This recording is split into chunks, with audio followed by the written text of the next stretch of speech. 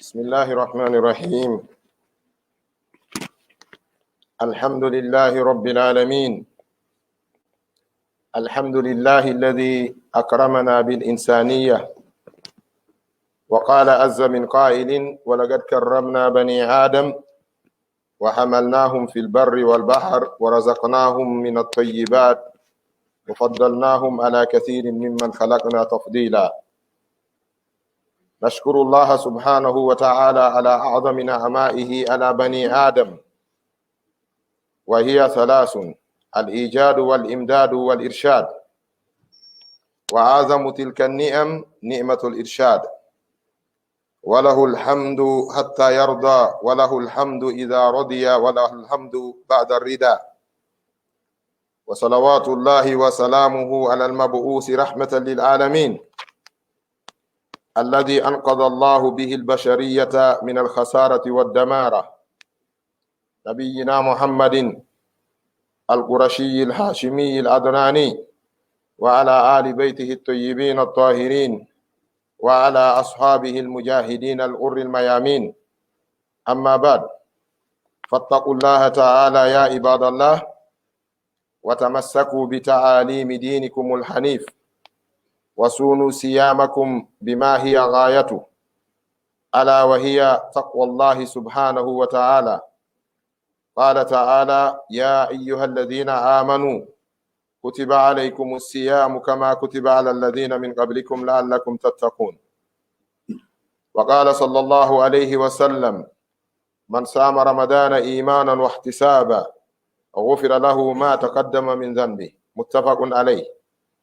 وقال سلف صالح: من صام التقى. عباد الله، ما هي التقوى وما هي حصاد التقوى وثمرتها في حياة المسلم؟ يقول الإمام مالك رحمه الله تعالى أن التقوى هي فعل المأمورات وترك المنهيات. وقال شيخ الإسلام ابن تيمية رحمه الله بأن التقوى أن لا يراك الله حيث نهاك، وأن لا يفقدك حيث أمرك. وجرت ما جرت بين أمير المؤمنين عمر بن الخطاب وأبي بن كعب فيما سأله عمر عن التقوى وقال: هل سلكت طريقا ذا شوكة في ليلة مظلمة؟ قال: نعم، قد يكون. قال: كيف تصنع؟ قال: شمرت واجتهدت. فقال: إذن هكذا التقوى. جياب الله مباركي نوري إندي الله سبحانه وتعالى أمو إندي مباركي نورتي مو إندي مون صفاجي مودون هنا باركي نوري يتي مو كانكو الله جو يرمي هوبي تودي جولد كيفيرو كادونا جو يرمي هيراني دي غومدي بنتون كالاخرا يتي مو كانكو الله teddinirɗo en neɗɗanke yaagal o yeeti en ka suratul isra'i aya 17 o wi: gomɗi min teddini ɓiɓɓe adama ɓe, min rondike ɓe kan jorndi e ka baharu, min arsikiɓe immorde laaɓuɗi dagiiɗi, min ɓurniɓe e dow ko ɓuri heewde e tagu Allah ngol ɓurnede. ɗum ko suratul isra aya 17 jomiraɓe gande ɓe wi: so tawi en taskike ɗeɗo ayeje en taway e majje piiji 4. najid fi tilkal ayat arba'ata umurin. en taway e nder ayeje ɗen ikramun lil insaniya wa hamluhu ala ni'amillah wa wus'u rizqillahi lahum wa tafdiluhum ala makhluqatillah. sen dari ayeje ɗen ka suratul isra'i ɗo en taway piiji 4 e majji ko nin ceerno meɗen on Muhammadul Aminu Shingiti sahibu adwa'il bayan ko nin o makiri ka tafsiru makko, ko non kadi imam al-Baghawi makirno ka tafsiru makko, ibnu Kasir kadi ko nin makiri ka tafsiru makko. ɗeɗo fof ko tafsiraji jane defte molanaɗe kummaluje defte. ɓe wi wonde en taway e nder ɗe ayeje ɗo piiji 4. aranum ɗum ko teddinede, ɗiɗaɓum ɗum ko rondede e dow moƴƴereji, tataɓum ɗum ko yanyanede arsike, naya ɗum ko ɓurdigal bani adama yagal e dow dendangal taguli ɗin. Allah tabaraka wa taala fuɗɗori on ɗum karramna bani adam, en teddini ɓingel adam.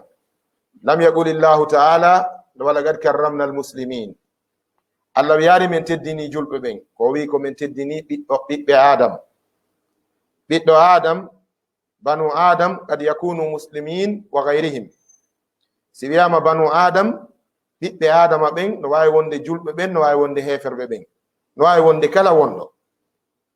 kullukum min adam wa adam min atturab, fajirukum wa barrukum min adam. bomɓe meɗen e moƴƴuɓe meɗen fof koye adama iwi. isan wiyede ɓiɓɓe adama ɓen teddinama ko kala woni julɗo woni kefeero itti e sikke on tawɗo ko julɗo. ɗiɗaɓum ɗum Allah tabaraka wa taala wi wa hamalnahum fil barri wal bahr. kawake molanaɗo no nder ɗe ayeje ɗo, so on yii avion wal ka weeyo, en yii bateau wal ka nder ndiyam, on yii camion wal no rondi 20 tonnes no ƴawa fello, tawa wonɗo doginde ngal camion wal ɗon haysi ko pinere wotere solano ɗo wiya yo tallo hunnanta, kono o ƴaway o naada saabi o huɓɓina ngal, o contrôla ngal Conakry zére kore haray ngal yawde ordre makko. si o waɗari erreur ngal waɗari erreur ngal walotako e leydi. ɗum ɗo ko dokkal ngal Allah hokki ɓiɗɗo adama. ko ɓuri ɗum hawnade ko avion sanga décollage et atterrissage. sa dari avion wal kangal atterrissage kangal jippoto e kangal ƴawata ɗon, a taway ɓiɗɗo adama no hokka goɗɗum ko hawni. e sanga ngal heɓi ko wiyete altitude, si avion yehi ha ngal dembi ka weeyo, wonande anduɗo oɗo aya wa hamalnahum fil barri wal bahr, wonki makko kin dogay ki sangi Allah tabaraka wa taala. ɗum ɗo ko taskor ɗum ko neɗɗo goto ma pilote ɓe ɗiɗo woni rondade passage wulure passage ƴawda e maɓɓe ka weeyo, ɓe jippoyo mo ɓe kadi yaha e haaju muɗum, no gasa wurin haray no fanɗi e maɓɓe wiyowo Allah jarama. ɗum ɗo woni wa hamalnahum fil barri wal bahr. ndaron batowal, sa yi batowal ko rondoto kon, sa ƴetti pontiri wotiri a accitini ka ndiyam ndi memoye ka ndenka. ponti wulure lowete pake, pakeji wulure lowe e kesuwal, kesuji wulure lowe e conteneur wal ngal, conteneur wulure ƴette bappe hoore bato on, bato o rondo ɗum Chine Conakry haray ngal yaade ka hoore ndiyam. hada min ajaibi jabarutillahi taala. ɗum ɗo ko jeeya ɗum e ko tindini kawes mangural Allah tabaraka wa taala. o wi wa razaknahum min at-tayyibat, min arsiki ɓe laaɓuɗi dagiɗi ñaameteɗi. ndaare wano wuuduru, ndaare kala ko ñaameten kon no Allah warri noon. haray Allah no ƴetti ñaamete on naɓi mo nder mari mo, ƴetti kadi guril ma ƴetti ñakan suddiri ñaamete on, ƴetti kadi foron kadi suddiri ɗum kadi, ƴetti kadi on ñaamete ɗon kadi iri mo ka nder leydi ma yowi mo ka leggal. kala ñaamete mo ñaamata a taway ko protégeaɗo, ko enveloppaɗo. ɗum ɗo woni wa razaknahum min at-tayyibat. ko ɗum waɗi si goɗɗo ñaami haari ko yo wi alhamdulillahi alladi at'amani wa saqani, mi yetti Allah ñamminɗo lawon yarninan. sabu ñaamete ko nema mo andanɗa hoore ma sinano Allah wawatano ko heɓade. so ndaari ñaameteji ɓurɗi moƴƴande ɓandu ɗin, a taway hiɗi weli heɓande miskino wano ɗi weli heɓirande noon kadi marɗo feere. ñaameteji ɓurɗi wondude e lorra ɗin, miskino yawataɗi memude. ndaare ñaameteji waɗaɗi ɗin ka confiture ji, ka biiniji, ma waɗa ka potiji, a tawi ɗum kaka cypress ɗi jani yeyete. amma mango, piya, kaccu, ñamaku leydi, piya e ko waywa muɗum banana, a taway ɗum hino ka naako maɗa ɗon a miskino. kono si ɗum hendama naɓama France ma Amérique, wattidoyama e piiji nawni nayɗi ɗin, okkay ɗi jabete tension ɗin, a itta $20 ma $50 si heɓa. to ɗum ɗo fof koko yalti nder aya on, wonde Allah no moƴƴi e ɓingel adama no hani yettude Allah tabaraka wa taala. en yetti Allah e dow nemaji makko ɗin. ko ɓuri mawnude e nemaji Allah ɗin ko tati. uzma ni'amillahi ko salasum. ni'matul ijad, woodinede adde aduna tawa ñande goo hari woodaka. hal ata ala al insani hinun min ad-dahri lam yakun shay'an madhkura hari nyande go a wodaka neɓata wi'e sonnajo on jombama neɓata wi'e ko sowiɗo neɓata wi'e o jibini neɓata wi'e hande ko fembugal bobo on inde bobo on hakaza yati l insan ila dunya yati wahidan wa yarji'u wahidan yati mahmulan wa yarji'u mahmulan o aray ko kanko tun himo tamba o hota kadi ko kanko tun himo tamba ɗum ɗo no tindini wonde neɗɗanke on ko yo wonu e ley yamirore Allah tabaraka wa ta'ala o wi ɓawo ɗum nema okkorede waɗanede hande a jogoto téléphone ma kun ɗo wiya halo koto ma wiya ma bemma ma ɓengu ma wiya halo ka avion wal wirata lerji sappo yewton ɗon famodiron ɗon en feƴƴino ɗon joni a huɓɓinayi caméra ma on haray ɗa suti on tigi haray mo waɗɗo e Chine ma mo ɗo e Amérique haray ɗo yewde ɗon par vidéo ɗum ɗo fof ko dokke Allah tabaraka wa taala ni mo hana yettede dow muɗum o wi nema tammo on ko nema peewal okkede gomɗinal okke peewal ko ɗum ɓuri mawnude ɓuri kala ko Allah waɗani ɓinguel Adama yo Allah ɓeydu jam e kisi e dow ɓurnaɗo tagi fo nulira yurmede annabi meɗen oɗo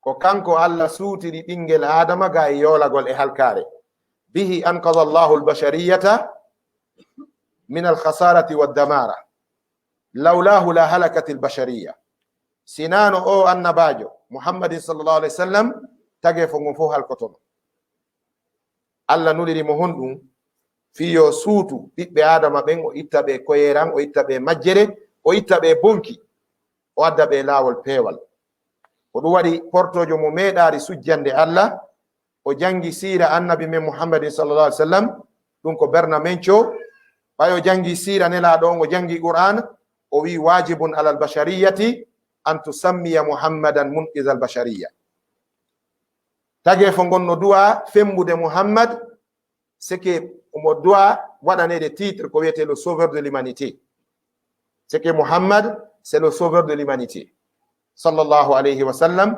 ko addi kon yoni ko aduna o moƴƴira ko ɗum waɗi Gladstone fewndo laamino Angleterre vers les 1925 o waɗno déclaration o wi hey en tant que aduna on iwtiraari ɓaawo wiyeteɗo Muhammadu on ɓuttu waɗata nemaji ɗi neminortake kisal waɗata jam wonataka hoore leydi ɗo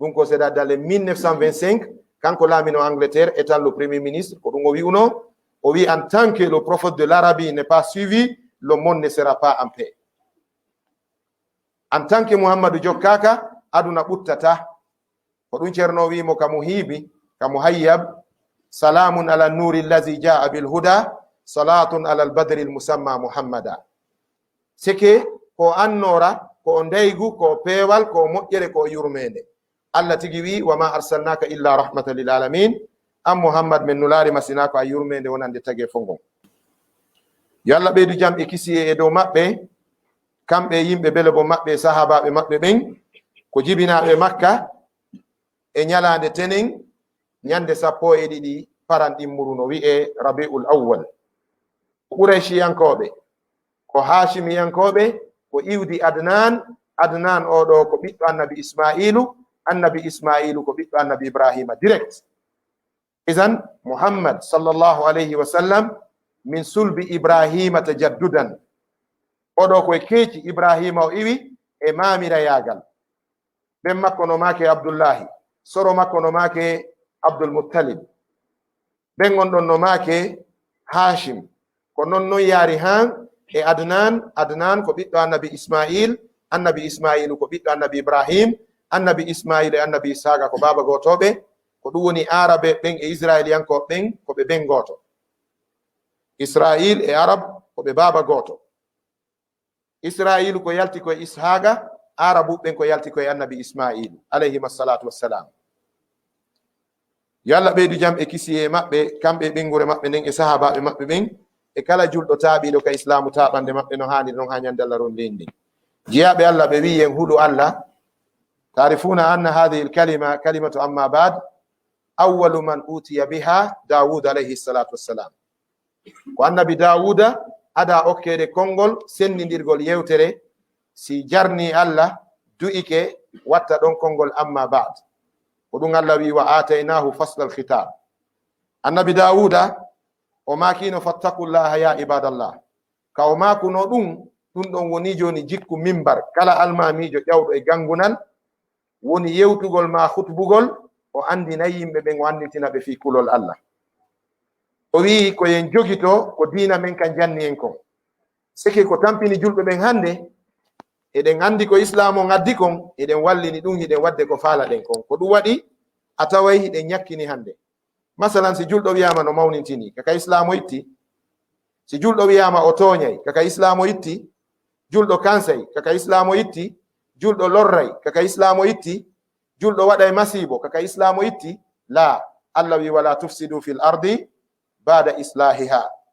woton bonnu ka hoore leydi Allah ne détruisez pas la terre woton bonnu leydi Allah ndin ɓaawo nde Allah moƴƴini leydi ndin ne terrorisez pas l'humanité woton hulɓintago Allah ngun woton jasintage fo Allah ngon woton hoynu jiyaɓe Allah ɓen ɗiɗo fof ko piiji harmuɗi kono hande julɓe ɓen no wondi e mum ko ɗum waɗi goɗɗo goo o silmuno almanjo o naati islam o yehi makkatal mukarrama o juuro e mufti on cheikh abdourahman alu cheikh mawɗo joɗɗinimo wasiyimo o wiya naati l'islam mais ne regardez point les musulmans regardez l'islam wotaw ndaaru julɓe ɓen de ndaare l'islam on nani ko yiruɗa julɗo wo peesuka l'islam sino wopodire l'islam wallin ko jikku julɗo on non wona jikku islam julɓe ɓen no duwa andude ɗum joni neɗɗo hippotoɗo kansowo gerowo haɓowo yimɓe toñowo yawtinowo keerol bonnowo haaju julɗo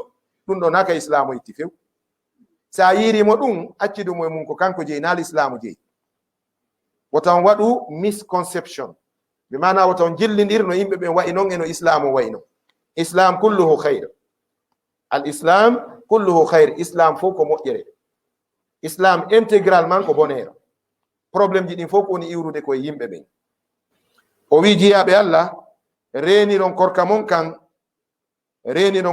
kan ko Allah ɗaɓɓiri yon hooran kon ko honɗum Allah ɗaɓɓiri en hooru aya jaɗenno ka suratul baqara Allah wi min farli e moɗon hoorugol wano min farlirno e hoore moftaluji attinoɗi la'allakum tattaqun belajo on hulay Allah annabi sallallahu alaihi wasallam ɓe maaki kala hooruɗo suumay e dow gomɗinal bi mana e dow kulol Allah e hoolare o habbiti joddinin ka Allah o yaafante bakkatuji makko ɗin moƴƴuɓe aranɓe ɓen no wiyayno man sama taqa kala hooruɗo o wonay hulowo Allah kala neɗɗo hoorowo o wonay hulowo Allah si tawi korka makko kan no selli ko ɗum waɗi ɓe wi musidɓe julɓe tedduɓe ɗen hani andude ko ɗum wiyete kulol Allah jiyaɓe Allah ko wiyete kulol Allah almami malik ɓe maaki ko wiyete kulol Allah ko waɗugol yamiraɗi Allah ɗin acca haɗaɗi ɗin ibnu taymiya maaki ko wiyete kulol Allah ko wota Allah yi'e kaw haɗuma ɗon wota Allah hattoma kaw yamirma ɗon ɓe mana ka Allah faalama ɗon wota iwɗon ka Allah haɗuma ɗon wota tawe ɗon Allah no haɗuma beere zina fenande baddi ñoore lorrugol e tampigol kawtal wota Allah yi'e ɗum Allah no yamirma julde jokkere en ɗan moƴƴagol e yimɓe ɓen haala moƴƴa wota Allah hattoma e ɗi kala ko Allah faalama kon e mum arɗon ko Allah faalakama e mum kon potto ko ɗum wiyete kulol Allah seydna Umar ñande goye mo yewda e Ubay ibn Ka'b ko sahabajo mawɗo ɓe wiwo ko jeyaɗo ko imamun min a'immatil qurra min jili sahaba mo jeya ɓurnoɓe andude qur'ana ƴiye e firo seydna Umar maaki Ubayyu yetin ko wiyete kulol Allah Ubayyu inni seydna Umar ko min wawuma yewtude fi Allah an ɓuri lan andude seydna Umar maaki julɗo fof no ɓeydo e jawɗi julɗo ɓeyditanan Ubay ibn Ka'b maaki Umar hiɗa nanga laawol jemma hara niwre no waɗi ɗatun kun no faaɗi bulle no e makkum seydna Umar maaki no wawi wonde nanga laawol jemma no niɓɓiti bulle no e laawol ngol hara jogaki ndeygu o wi Umar si wayiri noon ko honno warrata ɗatun kun no faaɗi niwre no woodi bulle no ka laawol a jogaki ndeygu ko honno gerdata seydna Umar maaki shammartu wajtahattu mi ñoroto mi ñento ko honɗum woni ñoragol mi townay coñci ɗi wata bulle ɗen fallo e majji ko honɗum woni ñentagol mi townay koyngal ngal mi tippira doy si mi tawi mi tippi e hoore bullal mi itta si tawina bullal mi diɓɓa mi wiya Ubay ibn Ka'b maaki awa kulol Allah ko noon harmuɗi Allah ɗin haɗaɗi Allah ɗin ko ɗi woni bulle ɗen ka ɗatum niwre. Si a wawi ñeñinde hara bulle ɗen yuwarima ko noon kadi ñeñirta hara tippari e ko Allah harmini ko ngara e woni hulowo Allah. aqulu qawli hadha wa astaghfirullah li wa lakum istaghfiru al-ghafur rahim.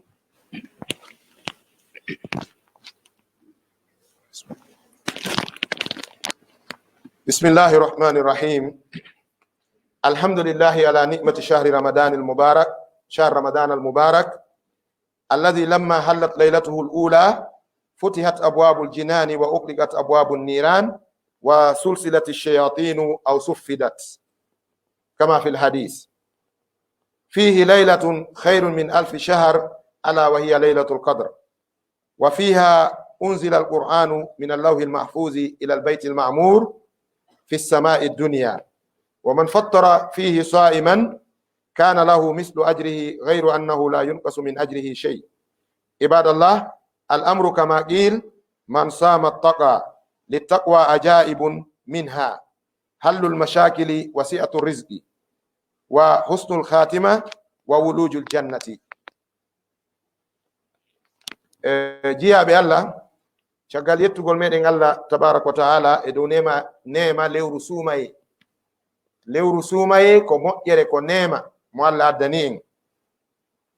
ndu lewru barkinandu ko e ndu nelaɗo sallallahu alaihi wasallam maaki si jemmare aranere suumaye nde darike wano nde darorno non e tenen fuɗɗiɗen horude talata, gila nden ñande dambuɗe aljannaji ɗin fof no uddita, dambuɗe giiteli ɗin fof no ferma, sheitanuji ɗin fof no jolka ma hiɗi pina.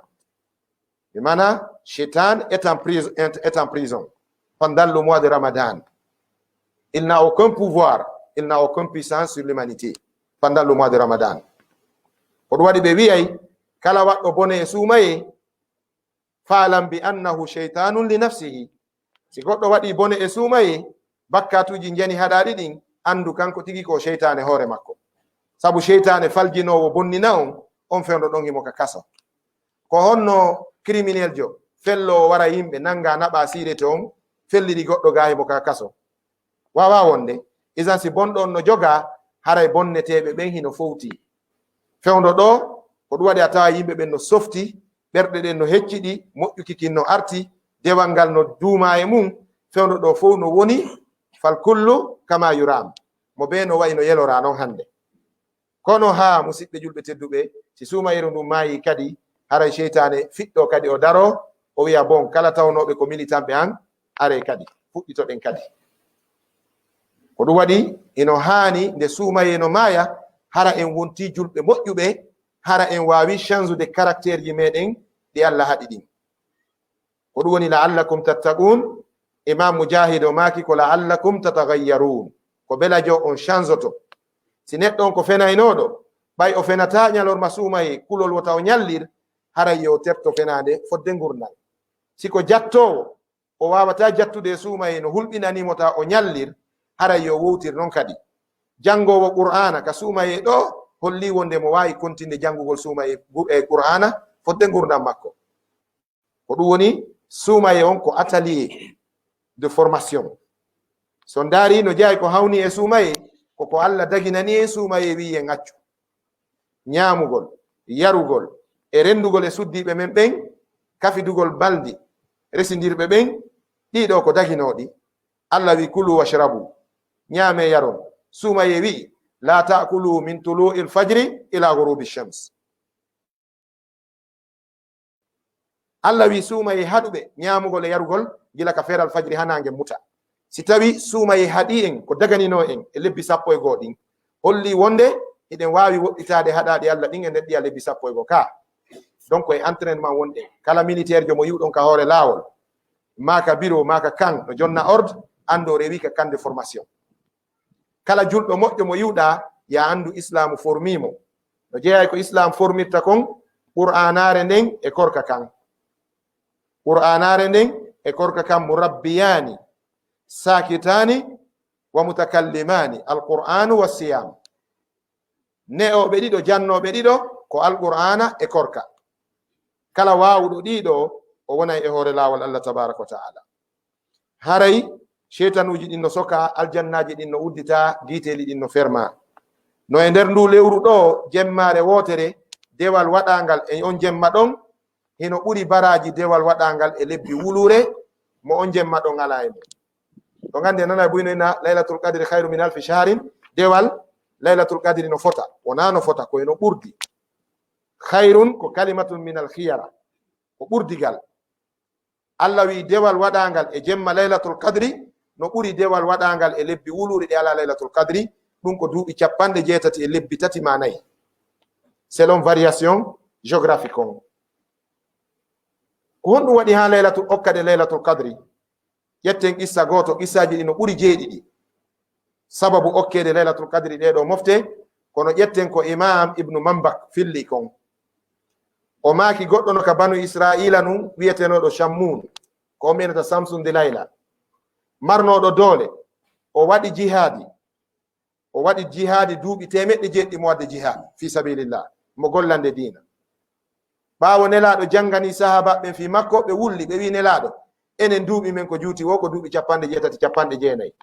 Goɗɗo waɗino jihad duuɓi 100 himo heɓude moƴƴere, enen en wurata hay 100 sen wuri 100 haray en jukki ko ɗum woni haray en ronki.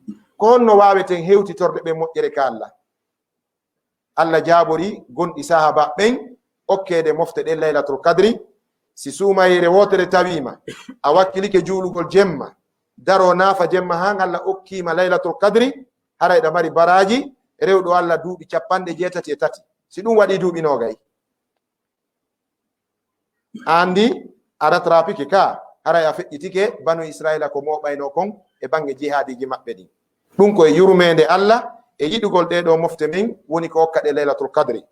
Laylatul qadri koye on jemma ɗon qur'ana jippina immorde ka lawhil mahfuz, adda ka asama adnayankojo ɗo fi makanin yusamma bi baytil ma'mur. ɗen nokkure ko baytul ma'mur wiyete, woɓɓe noyna ɗon baytul izza. suudu kaaba num makka kan woni ɗon ko superposé. Baytul ma'muri on no dow, kaaba on no ley ga. Si aduna on fo yehi wangike ka suudu kaaba, sa'i goto ɓe wawata wangade feccere wangande malaika ɓen ka baytul ma'mur. Sabu ka baytul ma'mur malaikaɓe guluje 100 wangoto ɗon hinƴango ɓe. Malaika guluje 100 wangoto baytul ma'muri on hinƴango ɓe. Ko ɗon non kopi suudu kaaba nun ƴetta jippina, ɗowdi ndin ari, plan on ari, Allah wi annabi Ibrahima Ismailu geɗal makko yo darmu. Ko ɗon qur'anare nden walino, ko Allah tun andi yeru ko nde wali ɗon kon. Hitande annabi men nula, Allah yamiri Jibril yo ƴettu qur'ana on janniramo doy doy. No wodi ɗo ka yimɓe heɓata jiɓaye, wiye qur'ana koye jemma laylatul qadri jippi, nelaɗo janni qur'ana duuɓi 23. ko honno ɗum woniri? Jippinede qur'ana jemma laylatul qadri ɗum ko global, ko nde fof Jibrilu ƴetti addi wallini ɗum. Malaika itta 100 malaika ko ayna qur'anare nden. ɓaawo nelaɗo nulama, Allah watti wiide Jibril yo ƴettirde suratul je ayeje ara jippina e nelaɗo. Ko adi jippade e ayeje qur'ana ko iqra bismi rabbika alladi khalaq. Ko adi jippade e simore ko suratul fatiha. Ko sakkiti jippade e aya ko wattaqu yawman turja'una fihi ila Allah summa tuwaffa kullu nafsin ma kasabat wa hum la yuzlamun ka suratul baqara. Ko sakkiti jippade e simore yelen ko iza jaa nasrullahi wal fathu. Aye suratul qur'ana ɗin ko 114. Hizbaji ɗin ko 60, ɗum woni juz'aji 30. Ayeje ɗen no lima lintoreji ɗiɗi, limiduɓe ayeje ɗen limidi e toɓɓe ɗen no limi ayeje guluje 6 e 160 ayewal, 6666 verset ko ɗum woni alqur'ana. Wa dhaka fi addi ghayri alkufiyin, yimɓe tana kuufa ɓen ko non limiri. Guluje 6 e 160 ayewal woni alqur'ana. Ko hombo ɗe ayeje walani ko an e min. Jangugol ɗe hunjo wawa, gollitira yottina. Arana jangugol kun wari wallina, ko jangugol wawa qur'ana. Non mo jangari qur'ana e juuɗe jannowo o wawata qur'ana. Kala abbiɗo qur'ana o naɓata. Allah wi nazala bihi ruhul amin. De jonnama malaikajo yo ar o janna ɓurnaɗo tagefo. Si tawino neɗɗo fi dambe mum ma kalabanteyagal mum famayno qur'ana jannaka, nelaɗo finayno no wawi qur'ana ka. Kono Jibrilu ari janni ɓe. Allah wi allamahu shadidul quwa zu mirratin fastawa. Ko jannaɗo, izan an kadi ko be janna kala mo ala karamo ko sheytane almotomo, kala mo ala karamo kojo sheytane jannaymo. A wawata qur'ana, la tafhamu alqur'ana bila mudarrisin, a famata qur'ana ɓawo jannowo. haray suumaye qur'ana jippi.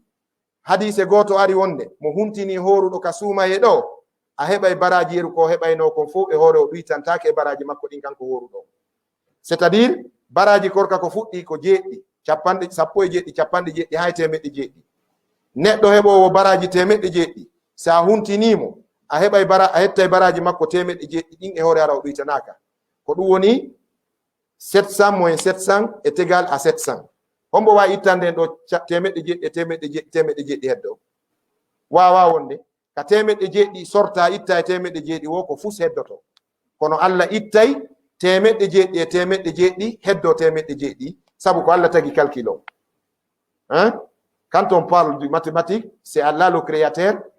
Donc si ɗa wolde fi calcul, si Allah calculi ala ka goɗɗo wiya ndaren si ko non woniri ka. Donc Allah no itta cap temeɗɗe jeeɗɗi e temeɗɗe jeeɗɗi heddo, ɗum ko wonande huntinɗo horuɗo neldi julɗo musidɗo musunna kati. ka sakkitorde khutba on, korka kan ino mari kawakeji. kawake ara noon, korka kan okkay en kulol Allah. si en heɓi kulol Allah en dikkay probléme ji tati. probléme ala noon basal e ande si yimɓe huuli Allah, Allah ittanayɓe ɗum. kala yimɓe huloɓe Allah, mi naninanen karam koɓe wajoto ɓen no wiya wonde ɓe andi leydi no wodi ka tata boutique ma on a fermay, lande seni ɓe ajjuɓe Makka. ɗe baafe men ɗe yiyoton ɗo e bogoroje jana yiyata ɗum Makka. ko hifasa ɓe mari ɓokkoy. si o yeeyi a taway magasin boutique on ko fanɗi wo ko fanɗi wona 3 millions de dollars woni nder ton. or plaque téléphone ji sera prix téléphone ji ɗi 20 000 dollars. goɗɗo soodi montor Makka, ɓe wi wo ɓay o jombiji won fi yo weltinji won ko 30 000 dollars o soodi montor makko.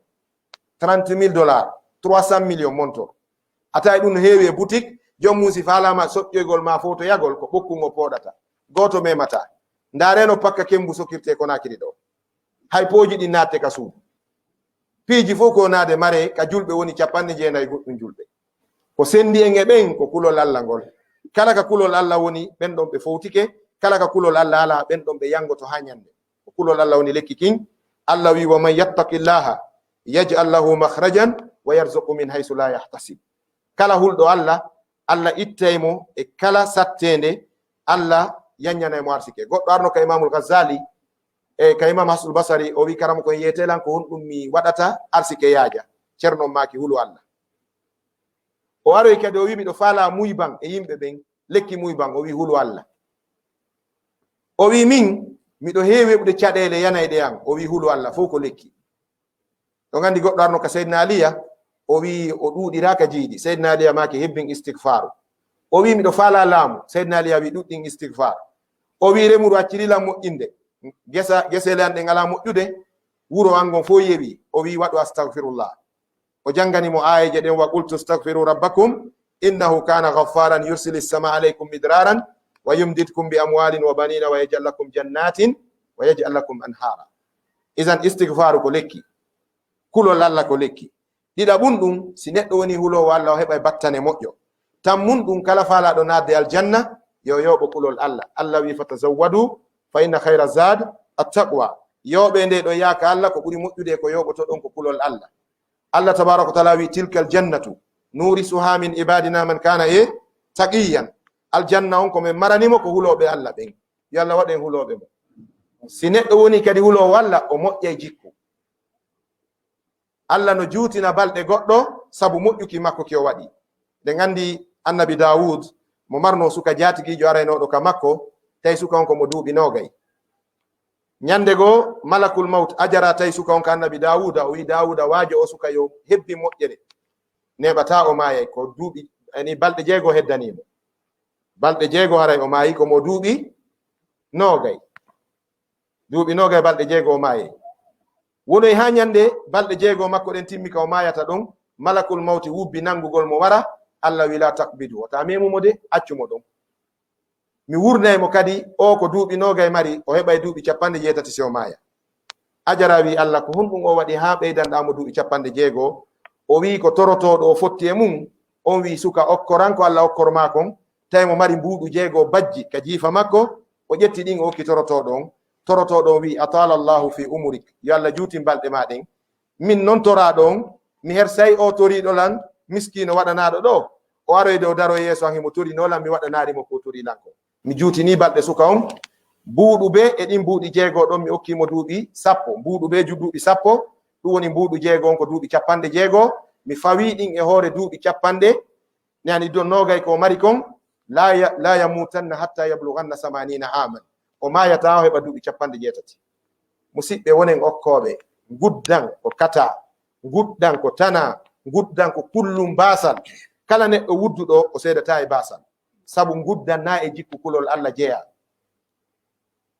أقول قولي هذا وأستغفر الله لي ولكم استغفروا الغفور الرحيم ربنا آتنا في الدنيا حسنة وفي الآخرة حسنة وقنا عذاب النار ربنا تقبل منا صيامنا وتقبل منا قيامنا اللهم أرنا الحق حقا وارزقنا اتباع الحق وأرنا الباطل باطلا وارزقنا اجتناب الباطل اللهم احفظنا واحفظ بلادنا اللهم احفظنا واحفظ بلادنا اللهم اصلحنا واصلح رؤساءنا برحمتك يا أرحم الراحمين اللهم أخرج كورونا من بلادنا اللهم أخرج كورونا من بلادنا ومن جميع بلاد المسلمين اللهم أخرجه منا ومن جميع المسلمين برحمتك يا أرحم الراحمين دينا وناري ونande torede Allah e dow mum yo Allah ittunde lagine ɗo o ittande Afrique toute entière o ittande e leyɗe julɓe ɓe fof ittande addan fof kala waaliɓe covid yo Allah nikkimɓe fatiɓe mum tawi ko julɓe yo Allah yaafo ɗum ɓe nawnare nden nangari ɓen yo Allah dandu nangude on tigi hooloɗen hoɗɗoɗen nawnare nden no wooda man shakka fi wujudi shakka fil haq kala sikkitiɗo fi corona o sikkitike gonga nawnare nden no wooda karamokoɓe islam yewti fi mayre médecin ɓe mawɓe woli fi mayre yo Allah yaltinde ka leydi meɗen yo Allah dikkin nawnuɓen o yaafo fati ɓen ربنا آتنا في الدنيا حسنة وفي الآخرة قنا عذاب النار ربنا أتمم لنا نورنا واغفر لنا ذنوبنا وكفر عنا سيئاتنا وتوفنا مع الأبرار سبحان ربك رب العزة عما يصفون وسلام على المرسلين الحمد لله رب العالمين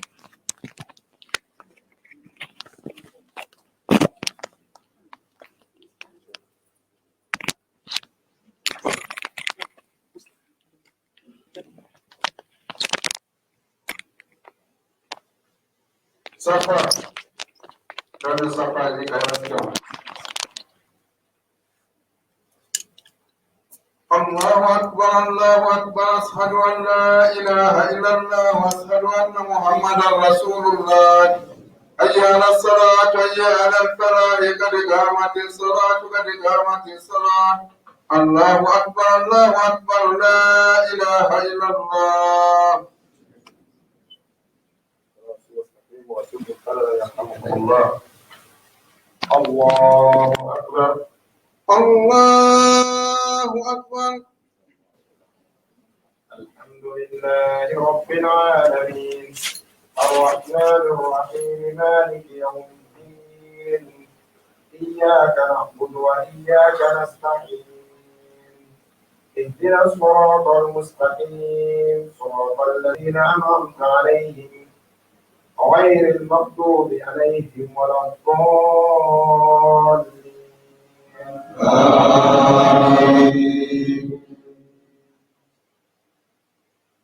والشمس وضحاها والقمر إذا تلاها والنهار إذا جلاها والليل إذا يغشاها والسماء وما بناها والأرض وما طهاها ونفس وما سواها فألهمها فجورها وتقواها قد أفلح من زكاها وقد خاب من دساها كذبت ثمود بتقواها إذ انبعث أشقاها فقال لهم رسول الله ناقة الله وسقياها فكذبوه فعقروها فدمدم عليهم ربهم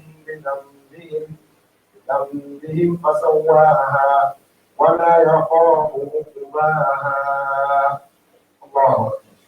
الله أكبر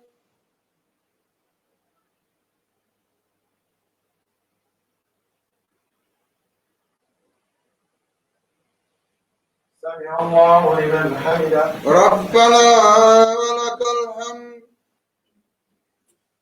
الله أكبر. الله أكبر.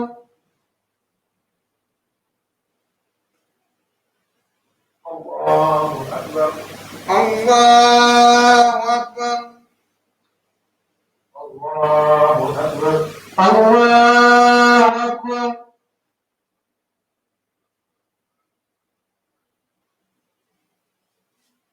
الله أكبر. الله أكبر. الحمد لله رب العالمين الرحمن الرحيم مالك يوم الدين إياك نعبد وإياك نستعين اهدنا الصراط المستقيم صراط الذين أنعمت عليهم غير المغضوب عليهم ولا الضالين.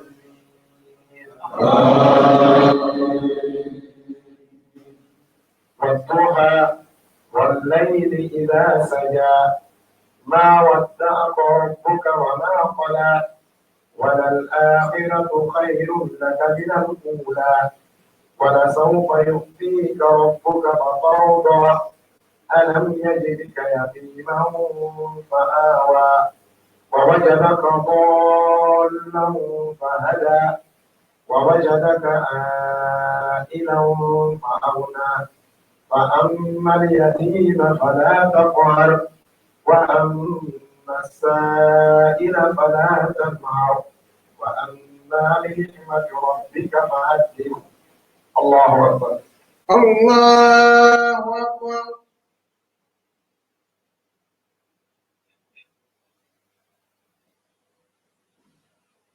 سمع الله لمن حمده. ربنا ولك الحمد. الله أكبر. الله أكبر.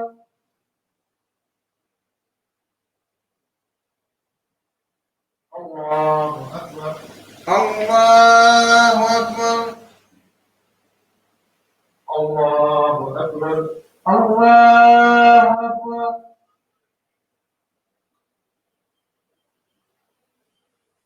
الله أكبر. الله أكبر.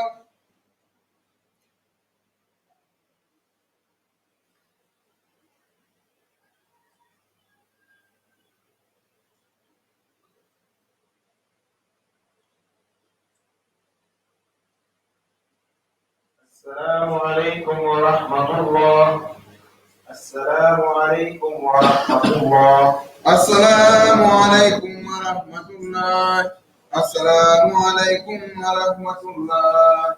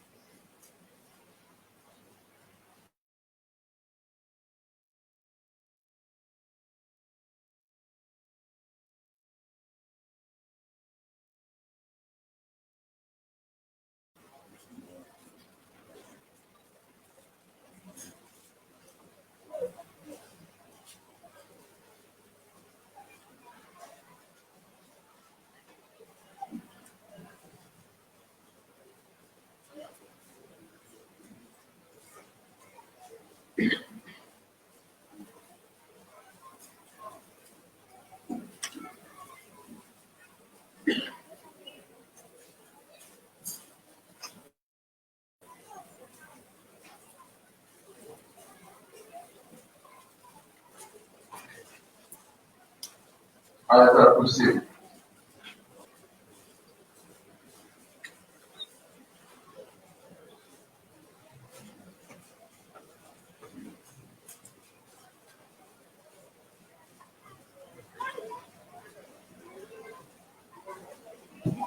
ربنا آتنا في الدنيا حسنة وفي الآخرة حسنة وقنا عذاب النار. ربنا لا تزغ قلوبنا بعد إذ هديتنا وهب لنا من لدنك رحمة إنك أنت الوهاب. ربنا إننا أنفسنا وإن